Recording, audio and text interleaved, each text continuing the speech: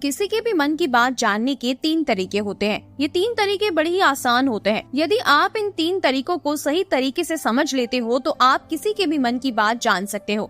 तो आइए जानते हैं एक छोटी सी कहानी के माध्यम से कि आप किसी के भी मन की बात कैसे जानोगे।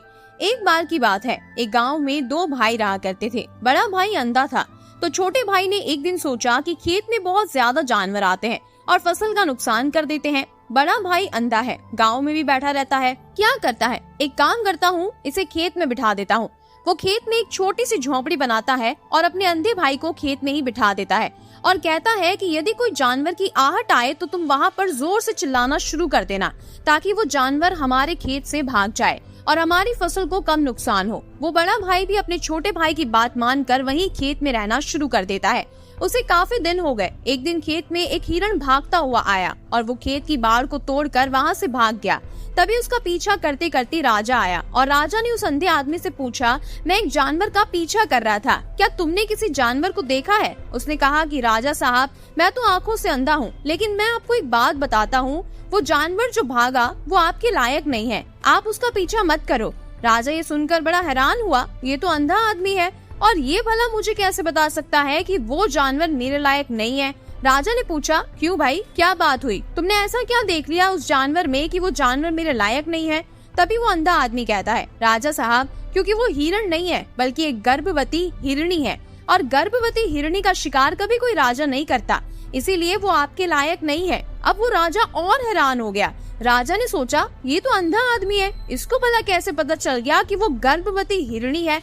राजा ने अंधे आदमी को कुछ भी नहीं कहा और अपने राजमहल वापस आ गया। और फिर राजा ने अपने सेनापति को कहा कि किसी भी हालत में जो हिरण भागा है उसे जिंदा पकड़ो, क्योंकि मुझे पता लगाना है कि वो गर्भवती है या नहीं। क्योंकि वो अंधा आदमी बड़े विश्वास के साथ ये बात कह रहा है कि वो गर्भवती हिरणी थी और वो हमारा शिकार नहीं है, क्योंकि यदि वो सच में गर्भवती हिरणी है तो वो हमारा शिकार नहीं है, क्योंकि हम तो हिरण का पीछा कर रहे थे। तभी वो सेनापति वहाँ से जाता है और उस हिरणी का पता लगाता है। थोड़ी देर बाद जब सेनापति वापस आता है तो वो राजा से कहता है, राजा साहब, बात बिल्कुल सही है, वो हिरणी गर्भवती थी। अब तो राजा को जानना था कि इस आदमी ने आखिर कैसे पता लगाया। तभी वो राजा उस अंधे आदमी के पास जाता है और कहता है, भाई, मैं तुमसे एक बात पूछना चाहता हूँ, तुम्हें कैसे पता चला कि वो गर्भवती है? क्योंकि तुम तो अंधे हो, तुम्हें तो ये भी नहीं पता चलेगा कि कोई जानवर तुम्हारे खेत में आया है वो वही जानवर है या कोई दूसरा जानवर है, लेकिन तुमने तो ये भी पता कर लिया कि वो हिरणी है और वो भी गर्भवती है, तुम्हें कैसे पता चला? तभी वो अंधा आदमी कहता है, राजा साहब, जब आप उस हिरणी का पीछा कर रहे थे तो वो भागती हुई मेरे खेत में आई और मेरे खेत में जो बाढ़ है वो इतनी ऊंची नहीं है, बहुत छोटी है, तो कोई भी हिरण उसके ऊपर से उसे फांद कर चला जाता, लेकिन वो हिरणी उसे तोड़कर भाग जाती है, क्योंकि अगर वो बाढ़ को फांद कर जाती तो उसके बच्चे को या उसको नुकसान हो जाता। इसी बात पर मैंने पता लगा लिया कि वो गर्भवती थी, इसीलिए वो उससे तोड़कर वहाँ से निकल गई। तभी राजा को समझ आ गया कि भाई, ये आदमी तो बड़ा ज्ञानी है, इस आदमी से कुछ काम निकलवाना चाहिए। तभी वो राजा वहाँ से चला जाता है। 2-4 दिन निकलने के बाद राजा अपने एक सेनापति को उस अंधे आदमी के पास भेजता है और उसे राजा के महल में चलने के लिए कहता है। अंधे आदमी को पता था कि राजा जरूर कुछ न कुछ ऐसा काम मुझे देगा जो मुझे पक्का मुसीबत में डालेगा, लेकिन राजा साहब का आदेश था, इसलिए उसको महल तो चलना ही था। वो अंधा आदमी और सेनापति दोनों राजा के महल चले जाते हैं। जब वो महल गया तो राजा साहब ने एक सवाल पूछा कि आप तो बड़े ज्ञानी हो और बड़े पारखी भी हो, आपको किसी भी बात का पता लगाने में ज्यादा वक्त नहीं लगता, तो तुम मुझे ये बताओ कि मेरी पत्नी पतिव्रता है या नहीं? तभी वो अंधा आदमी कहता है, राजा साहब, जाने दीजिए ना, इन बातों में कुछ भी नहीं रखा, आपकी शादी को कितने साल हो गए हैं और अब आपको इस बात को जानना है? राजा ने कहा, नहीं, मुझे इस बात को जानना है और तुम मुझे बताओ, नहीं तो तुम्हें सजा मिलेगी। वो अंधा आदमी कहता है, राजा साहब, ठीक है, लेकिन उसके लिए आपको एक काम करना होगा, आपको आपकी पत्नी को मेरे साथ कमरे में अकेले छोड़ना पड़ेगा। तभी वो राजा उसकी बात पर हामी भर लेता है और अपनी पत्नी को और उस अंधे आदमी को एक कमरे में अकेला छोड़ देता है। तभी वो अंधा आदमी राजा की पत्नी को कहता है कि मेरी ये उंगली पकड़ो। इस बात को सुनकर राजा की पत्नी बहुत ज्यादा गुस्सा हो जाती है और वो रानी उस अंधे आदमी को पकड़ पकड़ कर पीटने लगती है, कभी हाथों से, कभी लातों से, तो कभी उल्टा पटक पटक कर उस आदमी को रानी ने खूब पीटा। उसके बाद वो अंधा आदमी जैसे तैसे वहाँ से खुद को छुड़ा कर राजा के पास भाग कर आ गया और उसने कहा, राजा साहब, आपकी पत्नी पतिव्रता नहीं है। इस बात पर राजा बहुत हैरान हुआ और राजा अपनी तलवार निकालता है और सीधा अपनी रानी के पास चला जाता है और कहता है, रानी मैं तुमसे जो सवाल पूछ रहा हूँ उसका जवाब देना। अगर तुमने झूठ कहा तो मैं तुम्हारा सर अभी के अभी कलम कर दूंगा।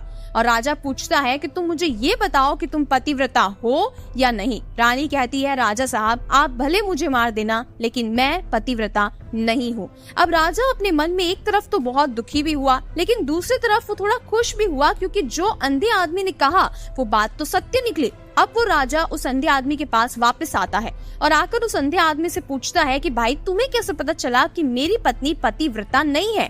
तभी वो अंधा आदमी कहता है, राजा साहब मैंने आपकी पत्नी को सिर्फ इतना सा कहा कि मेरी ये उंगली पकड़ लीजिए। इस बात पर आपकी पत्नी इतनी गुस्सा हो गई कि मुझे लातों और घूंसों से पीटा। अब जरा आप सोचिए, मैंने तो सिर्फ उंगली पकड़ने के लिए कहा था, भला कोई औरत पराये मर्द को कैसे छू सकती है, और इसी के चलते उन्होंने मुझे पीटा।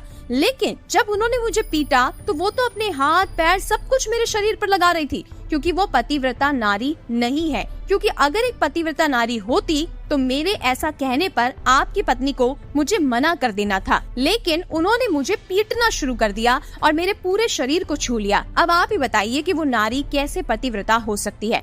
उसके बाद राजा ने कहा कि सच में कोई ज्ञानी आदमी हो तो तेरे जैसा। उसके बाद राजा कहता है कि मेरा एक आखिरी सवाल है, तुम उसका जवाब दे दो, उसके बाद मैं तुम्हें जाने दूंगा। वो राजा कहता है कि मुझे ये बताओ कि क्या सच में मैं अपने पिताजी का बेटा हूँ या फिर किसी और का। वो आदमी कहता है, राजा साहब इस बात से आपको क्या लेना देना है, आप किसी की भी औलाद हो, लेकिन हो तो इस नगर के राजा ही ना। राजा ने कहा, नहीं, पूरी जिंदगी मेरे दिल के अंदर ये बात अटकी रहेगी, इसलिए मुझे इसका जवाब दे दो, उसके बाद तुम भले चले जाना। उसके बाद वो अंधा आदमी कहता है, राजा साहब उसके लिए तो मुझे आपकी माँ के पास भी जाने की जरूरत नहीं पड़ेगी, मैं आपको उसका जवाब अभी ही दे दूंगा, बस आप वादा करो कि आप गुस्सा नहीं करोगे। राजा ने कहा, नहीं मैं गुस्सा नहीं करूंगा, जो भी सही बात हो वो तुम मुझे बताओ।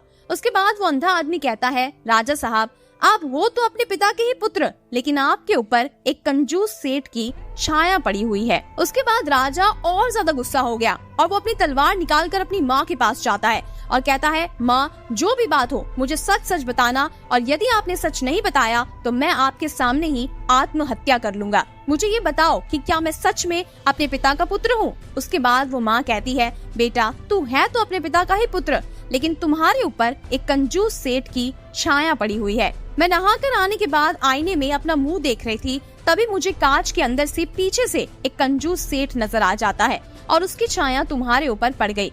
उसके बाद वो राजा उस अंधे आदमी के पास वापस आता है और कहता है कि मुझे इस बात का जवाब दो कि तुम्हें ये सब पता कैसे चला, तुम्हें कैसे पता चला कि मेरे ऊपर कंजूस आदमी की छाया पड़ी हुई है। तो अंधा आदमी कहता है, राजा साहब आपने मुझसे 2 सवालों के जवाब ले लिए और उन सब का जवाब मैंने आपको बड़ी सरल तरीके से दिया। आपकी जगह कोई दूसरा राजा होता तो मुझे बहुत सारा धन दे देता, और आपने मुझे अभी तक एक फूटी कौड़ी भी नहीं दी, और इसी बात से मैंने पता लगा लिया कि आप बहुत कंजूस हो। तभी वो राजा मुस्कुराने लगता है और कहता है, आप जो भी मांगोगे वो मैं आपको दे दूंगा, लेकिन मुझे ये बताओ कि तुम्हें कैसे पता चल जाता है कि कोई बात सही है या गलत है, तुम किसी भी सवाल का जवाब कैसे ढूंढते हो। तभी वो अंधा आदमी कहता है, राजा साहब मैं तो वैसे अंधा हूँ, यदि मेरी आंखें होती तो मैं किसी के भी मन की बात जान सकता।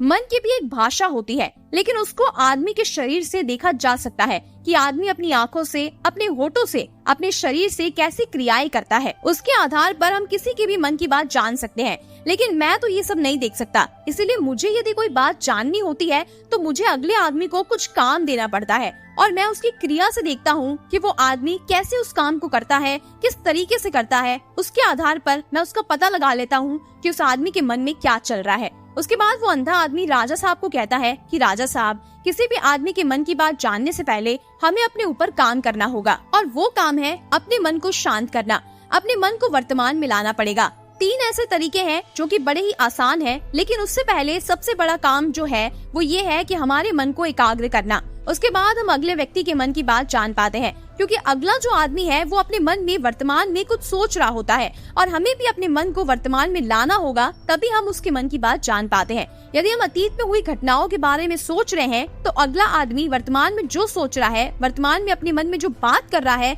वो हम कैसे जानेंगे। तो किसी के भी मन की बात जानने से पहले हमें हमारे मन को एकाग्र करना होगा और वर्तमान में लाना होगा। उसके बाद हमें 3 तरीके अपनाने हैं। इन 3 तरीकों से बड़ी आसानी से किसी के भी मन की बातों को आप जान सकते हो। उसके बाद वो अंधा आदमी कहता है, राजा साहब उसमें से पहला तरीका है आंखों पर ध्यान देना। किसी व्यक्ति से बात करते समय उसकी आंखों में ध्यान देना सबसे ज्यादा जरूरी होता है।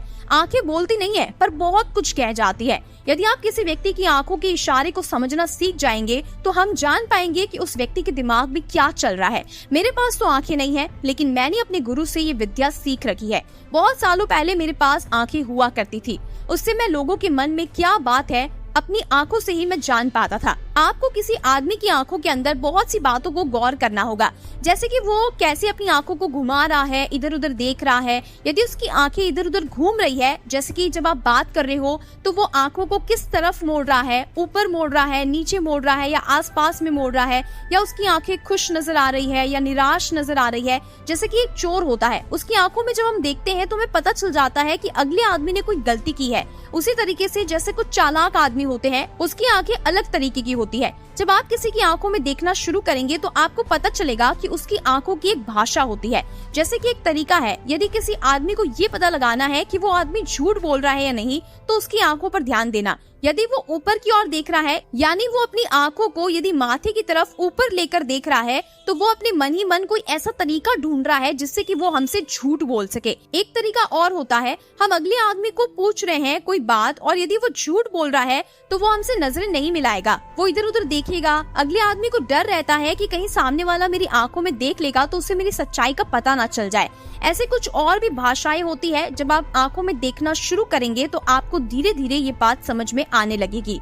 दूसरा तरीका है मन की बात को समझना। ये बहुत जरूरी है। कभी कभी व्यक्ति अपने चेहरे से, आंख से और अपने व्यवहार से बहुत कुछ कह जाता है। यदि आप किसी व्यक्ति के चेहरे में गौर करेंगे तो आप आसानी से समझ पाएंगे कि वो व्यक्ति निराश है या उदास है या फिर खुश है। वो अपने अंदर क्या महसूस कर रहा है, क्योंकि उसका चेहरा बोलता है। चाहे इंसान जुबान से कुछ बोले या ना बोले, लेकिन उसका चेहरा सब कुछ बता देता है। जैसे कि आदमी खड़ा हो और वहाँ पर पुलिस आ जाती है तो वो दूर होने लगे या डरने लग जाए, उसके चेहरे के हाव भाव बदलने लग जाए, तो अपने आप पता चल जाएगा कि वो चोर है। उसका चेहरा उतर जाएगा, वो इधर उधर देखना शुरू कर देगा। तो ये कुछ तरीके होते हैं जिन्हें हमें समझना होता है, क्योंकि व्यक्ति के चेहरे पर हाव भाव आने लगते हैं। और तीसरा तरीका होता है हाथ के इशारे और शारीरिक व्यवहार को समझना। मन की बात को समझने के लिए हाथों के इशारे और बॉडी लैंग्वेज को समझना बहुत जरूरी होता है। जब भी कोई व्यक्ति बात करता है तो अपने हाथों को जरूर हिलाता है। हाथों के साथ साथ व्यक्ति अपने शरीर के अंगों को भी हिलाता है। हाथों और शरीर के इशारों से हम समझ सकते हैं कि सामने वाला व्यक्ति हमारी बातों पर कितना ध्यान दे रहा है और उसके मन में क्या चल रहा है। शरीर के व्यवहार को देखने के लिए उसके हाथ मटकाने, शरीर मटकाने, झुकने, मुड़ने, बार बार हाथ चेहरे पर लगाने, हाथों को एक दूसरे से मसलने, ऐसी बहुत सी क्रियाएं होती हैं जिन पर ध्यान देना होता है। मन की बात को समझने के लिए हमें व्यक्ति के शारीरिक व्यवहार को समझना पड़ता है। उसके बाद हम बड़ी जल्दी किसी भी आदमी के मन की बात को जान सकते हैं। लेकिन उससे पहले हमें हमारे मन को एकाग्र करना होगा, पूरी तरीके से शांत करना होगा, उसे वर्तमान में लाना होगा, तभी हम दूसरे व्यक्ति के मन की बात को सही तरीके से समझ पाते हैं। बहुत लोग जो दूसरों के मन की बात जानते हैं वो बस यही करते हैं, अपने मन को एकाग्र करते हैं, उसके बाद अगले आदमी की आंखें, चेहरे और उसकी बॉडी लैंग्वेज को समझते हैं और ऐसा करके वो आदमी दूसरों के मन की बात बड़ी आसानी से समझ लेता है। उम्मीद है आपने आज के वीडियो से कुछ न कुछ जरूर सीखा होगा। अगर आपको वीडियो पसंद आया है तो वीडियो को लाइक और चैनल को सब्सक्राइब जरूर कीजिएगा। मिलते हैं ऐसी और भी नई कहानियों के साथ। तब तक के लिए अपना ढेर सारा ख्याल रखिए। वीडियो को पूरा देखने के लिए आपका बहुत बहुत धन्यवाद।